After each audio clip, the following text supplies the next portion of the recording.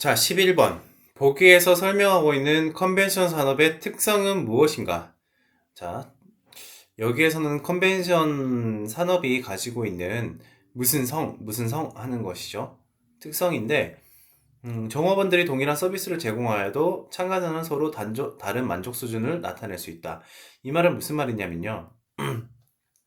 사람은 제각기 다르고 서비스 만족도 차이가 다 있어요. 예를 들어서 똑같이 뭐 얼음물을 가져다 드렸는데 어떤 분들은 얼음물을 싫어하는 차가운 거 싫어하는 사람이 있고 어떤 사람은 또 그런 얼음 없는 물을 싫어하시는 분이 있어요. 같은 얼음물을 가져다 드렸는데도 서로 만족 수준이 다 다를 수 있는 것이죠. 이게 바로 이질성이라고 하는 거예요. 이질성으로. 그래서 컨벤션 산업은 똑같은 서비스를 제공해도 참가자들이 다른 만족이 있을 수 있다. 이런 게 바로 이질성입니다. 첫 번째 무형성은 뭐냐면요. 컨벤션 서비스는 어쨌든 허스피탈리티 서비스랑 비슷한데 물리적 실체를 가시화할 수 없는 거예요. 무슨 말이냐면 어쨌든 서비스잖아요. 프로그램도 서비스고, 그죠? 행사도 서비스고, 그리고 의전도 서비스고, 그렇기 때문에 이걸 가시화할 수 없는 게 바로 무형성입니다. 그리고 비분리성. 컨벤션 서비스는요, 생산과 동시에 소비가 이루어져요. 예를 들어서, 등록 서비스를 생산을 했다. 그러면 거기는 바로, 등록 서비스를 사람들이 이용하죠. 그럼 바로 소비예요. 더군다나, 아까 전에 말했던 의전, 어떤 VIP를 모시고 이런 의전 서비스를 통해서 갔다. 생산과 동시에 이루어지는 거죠. 바로, 컨벤션 서비스는 생산과 동시에 소비가 이루어진다. 그건 하스피탈리티 서비스랑 비슷합니다. 호텔 서비스랑. 그리고 소멸성. 컨벤션 서비스는요, 이제 일반 제품처럼 어떤 재고로 보관하거나 이동할 수는 없어요.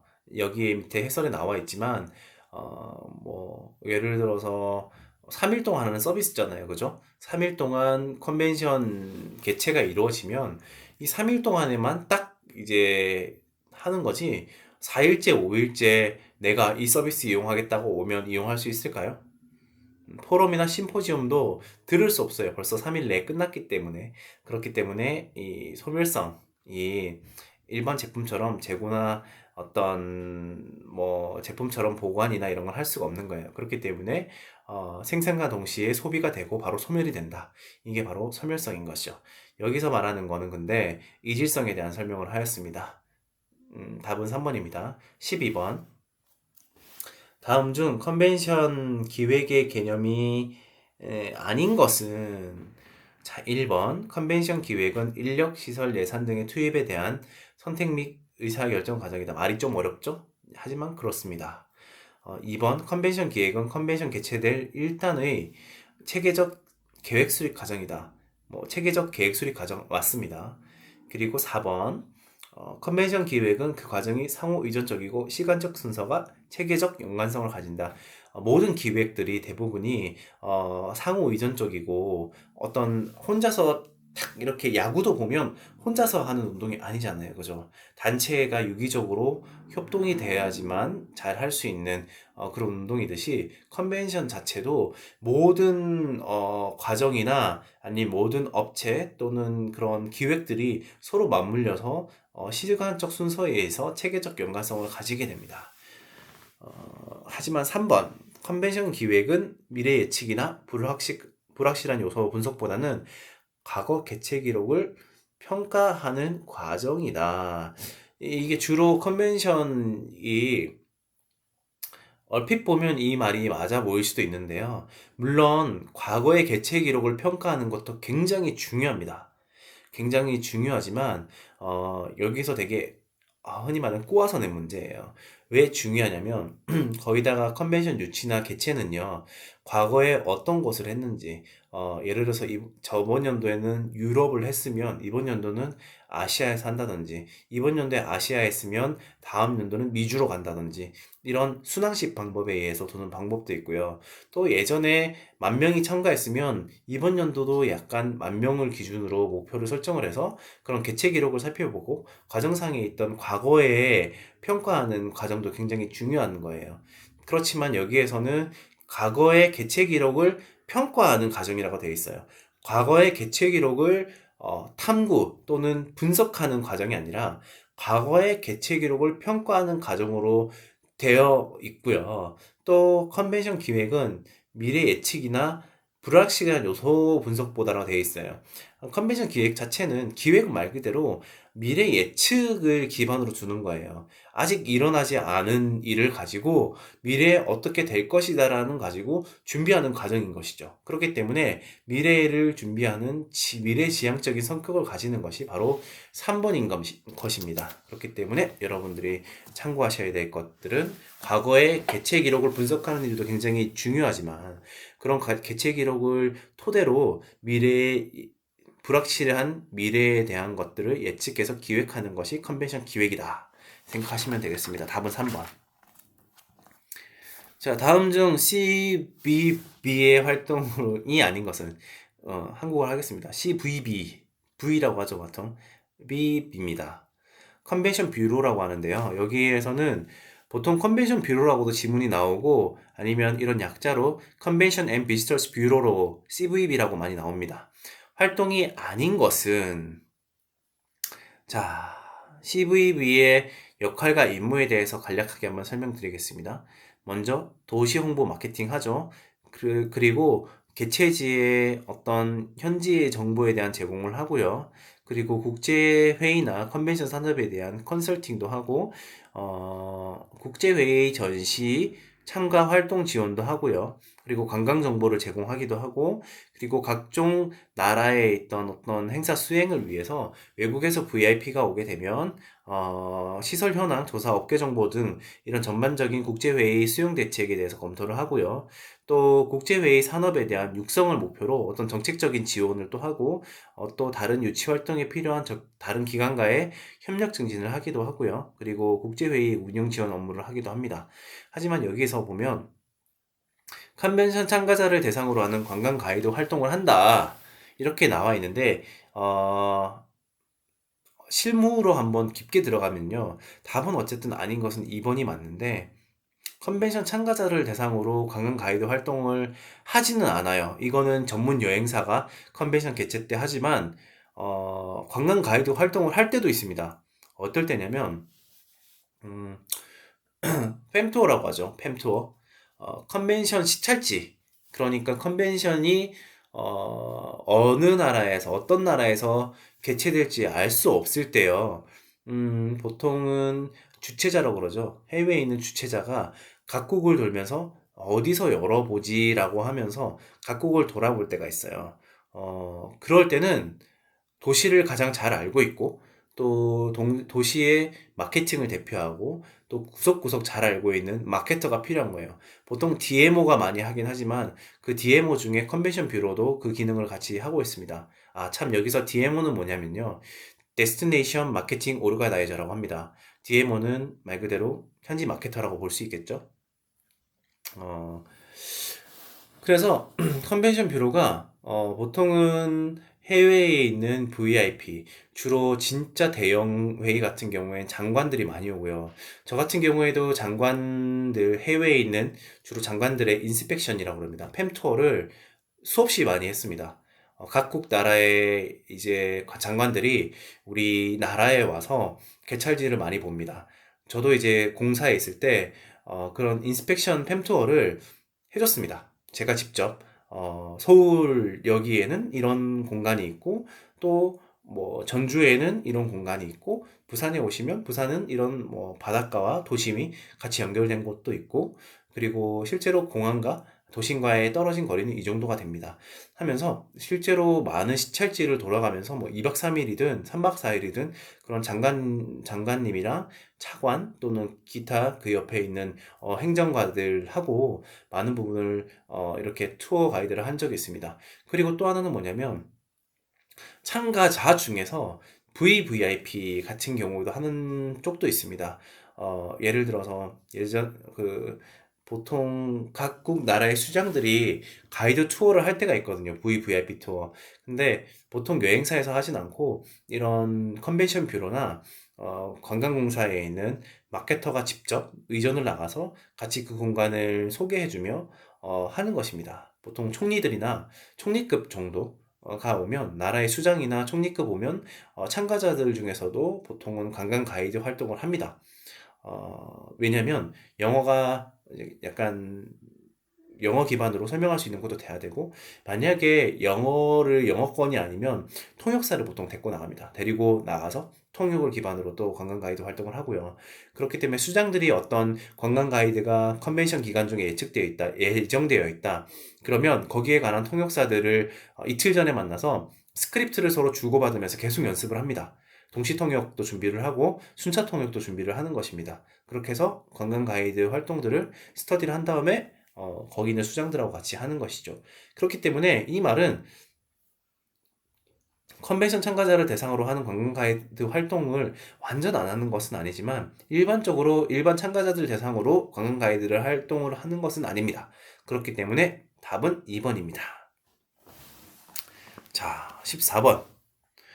일반적으로 국제기구 본부와 동네 조직위원회가 업무 분담을 하게 될 때 국제기구 본부에서 결정해야 하는 상황이 아는 것은, 자, 이거는 두 가지로 쉽게 나누면 됩니다. 현지의 정보를 모르니 국제기구가 본부 쪽이 현지에 있는 사정을 모르니 현지에 있는 사정은 호스트가 결정하게 하고요. 주제, 또 공식 프로그램, 그 다음에 공용어, 이런 쪽은 전부 국제기구 본부에서 파악을 한 뒤에 말해줍니다. 정해주는 것이죠. 그래서 부대 행사 및 프로그램 결정은요, 뭐 공연 뭐 할 거니, 밥은 어떻게 먹을 거니, 아니면 뭐 관광은 어떻게 할 거니, 뭐 이런 것들은 전부 다 호스트, 그 지역을 모르니 호스트에게 맡겨놓는 것이죠. 그래서 동반장 행사, 관광 행사 등 이런 부도 프로그램이나 기타 환영식 이런 것들은 모두 호스트가 결정하게 된다. 그렇기 때문에 국제기구 본부는 보통 강요하지 않는다. 답은 4번입니다. 15번. 회의 개최 시 등록에 관한 설명으로 틀린 것은? 2번. 데스크의 크기는 회의의 규모, 참가 예정자 수, 데스크에서 수행하는 업무량과 기능에 따라 정해진다. 자, 이거 국제회의는 아니지만요. 미스터 트롯 엄청 유행했죠. 그때 미스터 트롯 멤버들이 부산에서 콘서트를 했었어요. 그런데 보통 초대형 행사 같은 경우에는요, 야외에 레지스트레이션을 만들어요. 왜냐면 참가자 대기가 엄청나게 길기 때문에 완전 큰 행사는 그렇게 한단 말이에요. 그런데 레지스트레이션 데스크가 등록 데스크라고 합니다.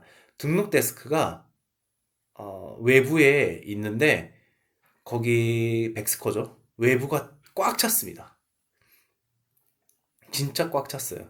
도로도 마비되고 백스코에 그렇게 됐던 거예요. 데스크의 크기는 회의의 규모나 참가자 예정자의 수에 따라 달라진다고 하는 게 바로 이런 예시입니다. 대기가 너무 많이 길어지면요. 이거는 공항 CIQ도 마찬가지인데요. 입출국 관리 서비스에서 보면 대기가 길 수밖에 없죠. 한 명 한 명 확인을 하기 때문에. 그렇죠. 그렇기 때문에 사전에 비자를 발급받을 때나 공항을 입국하기 전에 CIQ 서비스를 국제회의 서비스는 받게 됩니다. 무슨 말이냐면 한 번 회의를 참가할 때 10,000명 정도가 오게 되면 그 10,000명의 국가에 있는 사람들이 동시에 다 입국을 하진 않지만 그래도 한 거의 뭐 300명, 400명씩 이렇게 외국인들이 각 나라마다 입국을 하게 되거든요. 그렇게 되면 어떤 일이 발생하냐? 그런 출입국 서비스에서 관광객이랑 일반객이랑 그런 비즈니스객이랑 이런 컨벤션객이 서로 한 CIQ나 대기 시설에서 계속 대기를 하면서 기다리게 됩니다. 그러면 이 사람들은 국제회의 참가자들은 사실 목적이 조금 특별합니다. 보통 국제회의 참가자들은 어떤 도시에 관한, 세계에 관한 문제들을 해결하러 온 사람인데 굉장히 오랜 시간을 공항 CIQ에서 지체하게 됩니다. 관광 목적이 아니라 그런 특수한 목적에 의해서 공적 목적을 띠고 왔는데 공항에서 3시간 대기를 하고 2시간 대기를 하고 이렇게 되면 안 되기 때문에 미리 사전에 발급받아서 통과를 할 수 있게 만들게 되는 거죠. 레지스트레이션 데스크 또한 아까 전에 설명했던 사전 등록을 굉장히 많이 받게 돼서 이름만 확인하고 바로 이제 여러 가지 물품이나 부대 물품들을 구비하고 이제 신분증이나 이런 것들을 제공할 수 있는 이런 것들이면 빠르게 되겠죠. 하지만 현장에서 자기 이름 쓰고 정보 쓰고 가입처차 거치고 돈 입금하고 이런 걸 확인하려면 한 사람당 아무리 못해도 3, 4분의 시간은 소요됩니다. 근데 그 줄이 한 10,000명이라고 해보세요. 그러면 회의가 개최하기 전에 등록 데스크의 업무가 끝나게 되겠죠. 그렇기 때문에 굉장히 등록 데스크가 만약에 규모가 큰 것 같은 경우에는 등록 데스크가 정말 어마어마합니다. 거기 인원만 한 30명 정도 들어가서 빨리빨리 이제 등록을 시켜주는 거죠. 참가자들을. 그렇기 때문에 등록 데스크는요, 보통 대회의장, 또 호텔의 경우에 그랜드 볼룸 전면 로비에 설치합니다. 제일 넓은 곳에 설치를 하게 되는 거죠. 그리고 레지스트레이션 데스크의 기능은요, 참가자 등록이 주 임무이지만 회의에 관련된 문의에 대한 응답과 편의를 제공할 수 있습니다. 보통 왜 그러냐면 등록 데스크에 뭘 놔두냐면 동반자 프로그램, 기타 부대 행사, 또한 여기에 관련한 관광 정보, 또 레스토랑 관련된 그런 표시된 여러 가지 뭐 판촉물들, 리블렛 이런 것들이 구비되어 있습니다. 예, 그런 것들을 확인해서 응답을 통해서 제공하기도 하고 편의를 제공하게 되는 그런 겁니다. 호텔을 치면 보통 벨맨이나 아니면 그 갑자기 생각이 안 나는데 프론데스크의 바로 옆에 있는 거기서 보통은 많은 이런 업무를 같이 하거든요. 그래서 거기 그런 업무들을 주로 합니다. 하지만 레지스트레이션 데스크는 보통 회의 개최 시 일주일 전에 만드는 것이 아니라 당일 설치합니다. 당일 회의 전날 밤에 설치하거나 회의 당일날 설치를 해서 오전에 일찍 설정을 해서 동선에 문제가 없게끔 만드는 거예요. 여러분들이 생각하는 거는 로비에 설치, 컨벤션 센터를 예로 들겠습니다. 컨벤션 센터에는 끊임없이 계속 회의가 개최가 되죠. 그쵸? 예를 들어서 3월 1일부터 3일까지의 국제회의가 하나 있어요. 근데 3월 4일이나 5일부터 똑같은 장소에서 뭐 3월 한 7일까지 다른 회의가 또 잡혀 있어요. 국제회의가. 그러면 시간 텀이 하루밖에 없거나 아니면 오전밖에 없겠죠. 하지만 이 문제에서는 보통 회의 개최 시 로비에 레지스트레이션 데스크를 많이 만들어 놓는다고 하잖아요. 그랜드 볼룸 앞에. 그럼 그랜드 볼룸 앞에 일주일 전부터 다른 회의에 레지스트레이션 데스크가 설치되어 있으면 안 되겠죠. 첫 번째 동선상 안 될 거고, 두 번째는 이 목적상 자기들이 하는 회의랑 다른 회의에 등록 데스크가 만들어져 있잖아요. 그죠? 그렇기 때문에 안 되는 거예요. 또한 여기서 문제는 뭐냐면요. 음, 앞에 3월 1일 날 하는 회의랑 3월 뭐 한 3일 날, 4일 날 하는 회의는 서로 주최사도 다르고 기획사도 달라요. 서로 이걸 대행해주는 기획사도 다르기 때문에 앞에 있는 기획사에 있는 그 레지스트레이션 데스크를 쓰는 거를 철거를 하고 새로운 기획사에서 가져온 레지스트레이션 데스크를 설치를 해야 된단 말이에요. 근데 이게 사실 예산 낭비잖아요. 그렇기 때문에 최근에는 이런 앞뒤 회의를 중간에 백스코 컨벤션 센터나 아니면은 중간에 회의 기획사 아니면 공적 관련 뭐 시나 아니면 관광공사에서 서로 다 연계를 해서 이 레지스트레이션 데스크를 나름 같이 가져갈 수 있도록 만드는 그런 일도 많이 하고 있습니다. 같은 회사를 쓰는 거죠. 그걸 대여해주는 회사는 따로 있거든요. 기획사가 가지고 있는 것이 아니라 기획사도 등록 데스크라고 이렇게 쫙 긴 것들을 다 대여를 해서 설치를 하는 거예요. 그렇기 때문에 그런 것을 같이 되어 있으면은 가격을 좀 덤핑해서 가격도 절약하고 또 대여도 하고 이런 것들 같이 할 수 있는 거죠. 그렇기 때문에 보통 회의 전날이나 당일날 레지스트레이션 데스크는 설치를 한다. 그렇기 때문에 답은 1번. 자, 16번. 다음의 설명에 가장 적합한 컨벤션 형태는 행사 참가자들에게 특정 분야의 기술이나 이론을 습득, 교육을 통해 국제적인 문제를 해결하도록 도와주는 소규모의 모임이다. 구체적인 문제를 해결하도록 한대요. 예를 들어 프로골퍼를 초청하여 참석자들의 개인별 문제점들을 지적하고 개선하도록 도움을 주는 형태의 모임이 있다. 자, 이거는 뭐 개선이란 말 들어보면 바로 알겠죠. 클리닉입니다. 클리닉. 피부도 클리닉 많이 하죠.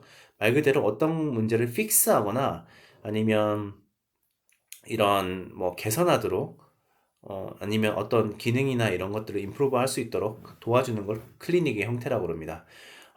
포럼, 워크샵, 심포지움이 있는데 여기에 관한 거는 나중에 한 번 더 설명을 32번 문제가 아마 이 문제일 거거든요. 하지만 여기선 간단하게 설명을 할게요. 포럼은 뭐냐면요. 2인 잘 아셔야 되는 게 포럼, 워크샵, 심포지엄 뭐 이런 것도 다 알고 계셔야 돼요. 나중에 이건 진짜 실무에서 쓰는 건데 이것 또한 포럼인지 아니면 뭐 워크샵인지 심포지엄인지 세미나인지 이걸 구분을 잘못해서 회의의 배치의 형태가 굉장히 애매하거나 달라지는 경우가 많아서 회의의 효과가 반감되는 그런 일들도 되게 많이 있거든요.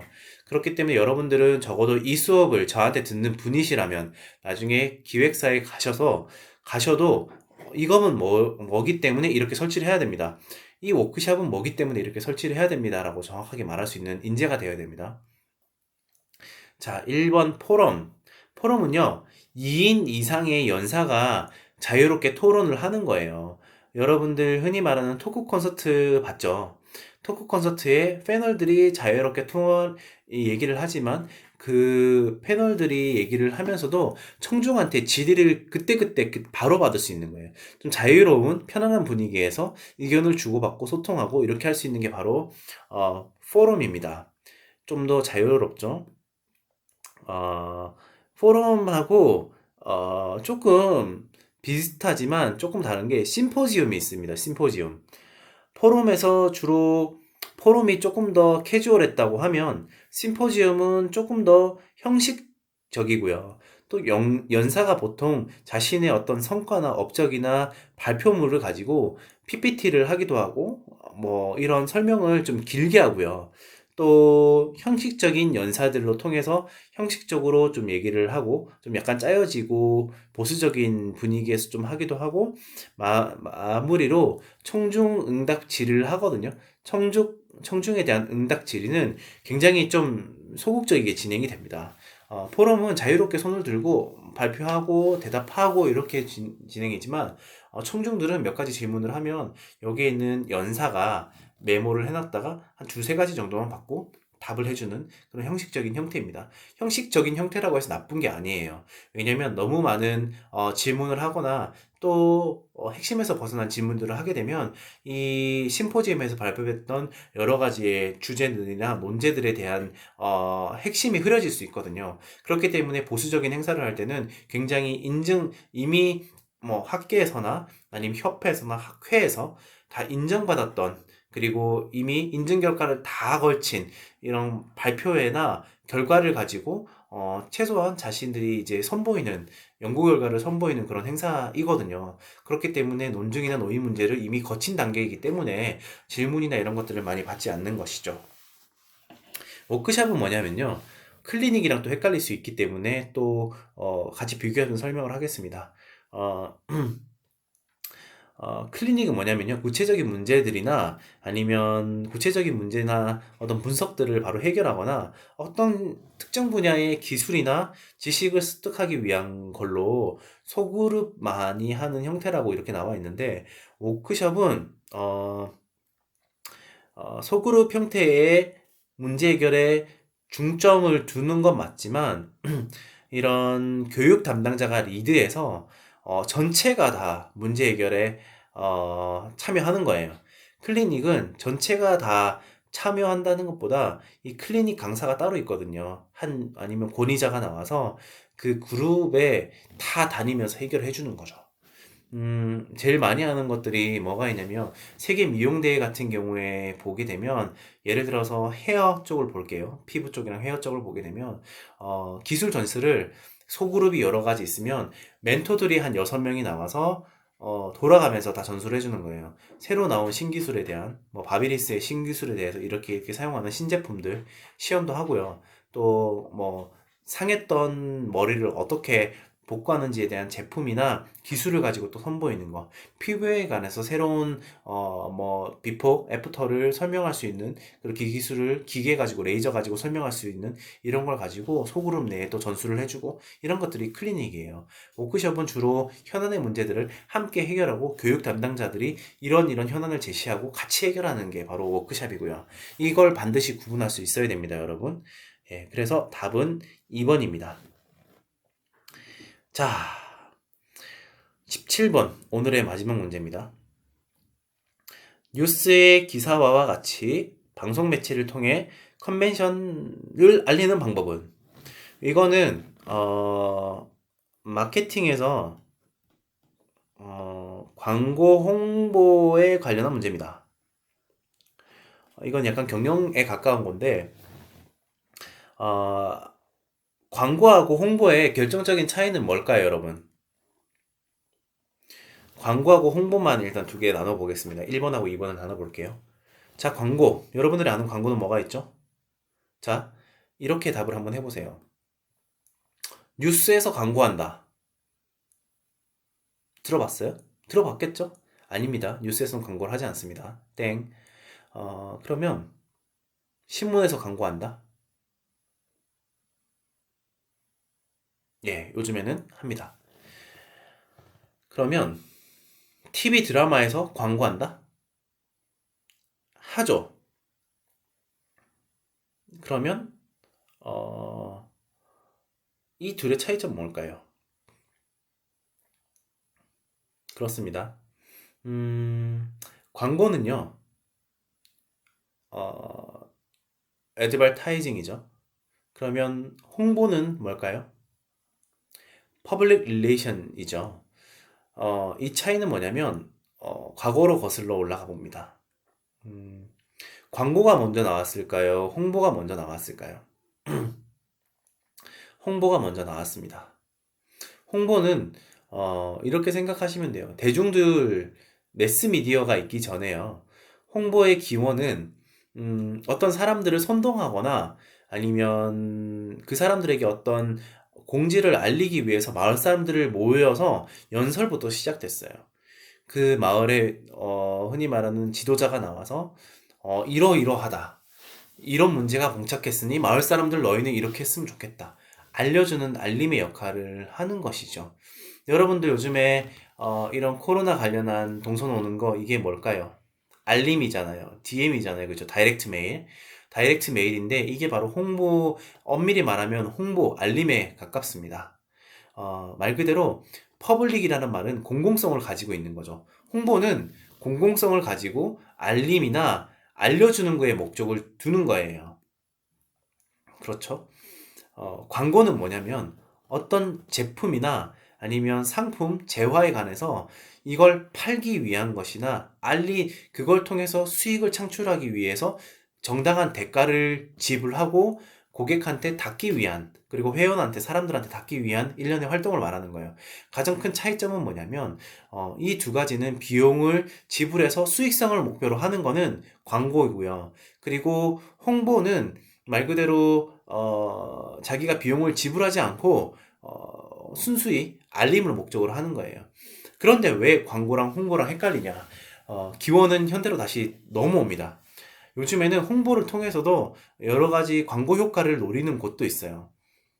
말 그대로 광고를 쓰진 않지만 광고 효과는 말 그대로 뭐예요? 수익을 창출한다는 말이죠. 이걸 어떻게 교묘하게 이용하냐면요. 요즘에는 작은 신문사들도 많습니다. 작은 신문사들은 어떻게 이걸 이용하냐면 좋은 기사를 써주는 거예요. 어떤 기업에 대해서. 아니면 새로 출시된 한 번도 나오지 않은 뭐 이런 안약 있죠. 예를 들어서 이런 새로 나오는 안약이 있어. 이런 안약이 제품명을 말하진 않고 회사를 말하진 않아요.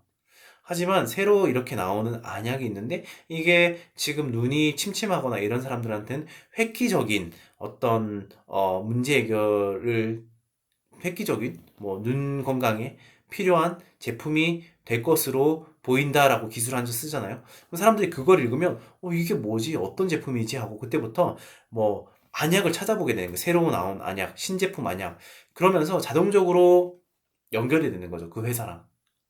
그것처럼 이런 기사나 뉴스 또한 요즘에 많이 상업성이 조금 보이는 것이, 그래서 뭐 저는 뉴스와 기사도 가려서 읽습니다.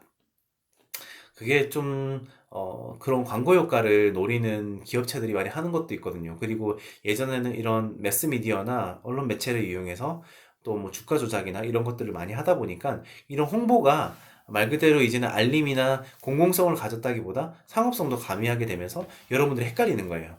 그래서 어떤 사장님들은 여러분들이 아르바이트를 하다 보면, 야, 우리 가게 어떻게 홍보해야 되냐고. 어떻게 우리 가게 홍보하지? 이런 말을 하잖아요. 그런 말보다는, 그런 말을 만약 진짜 그 사장님이 알고 쓰셨다면, 우리가 돈 안 들이고 어떻게 홍보하지? 돈 안 들이고 어떻게 이거를 뭐 기사에 싣거나 아니면 사람들한테 홍보하지? 라고 똑같은 거예요. 하지만 이거 어떻게 광고하지? 어떻게 광고할까라고 말하게 되면 인터넷 뭐 노출 광고나 아니면 비용을 들여서, 돈을 들여서 하는 그런 광고를 말할 수가 있는 거죠. 그래서 이 두 개는 여러분들이 반드시 구분하셔야 됩니다.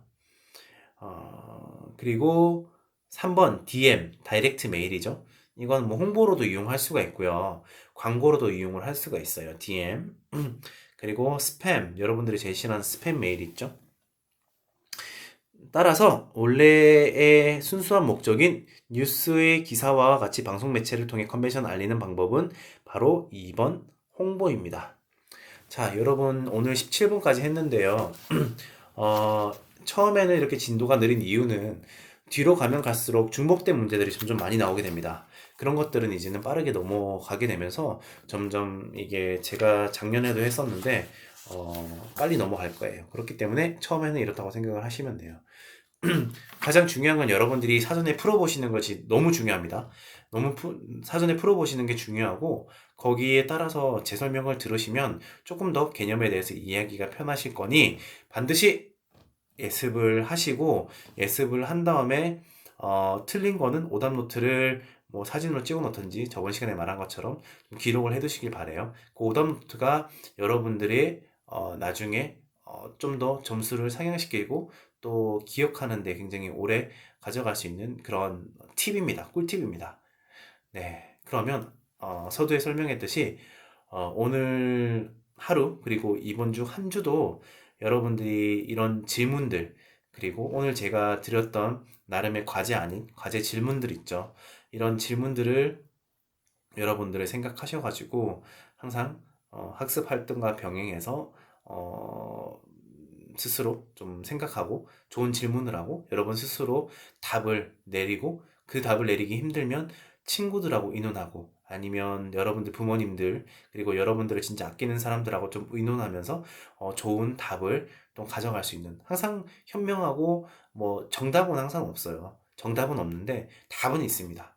정답은 없지만 답이 있는데 여러분들이 그 답을 정하고 노력하는 것이 바로 그 답의 정답에 가까워지는 길인 것입니다. 그러니까 여러분들도 좋은 질문을 통해서 좋은 답을 내리고 그 답에 따라서 여러분들이 노력할 수 있는 그런 한 주를 보내시길 바랍니다. 그러면 다음 주에 또 뵙겠습니다. 감사합니다.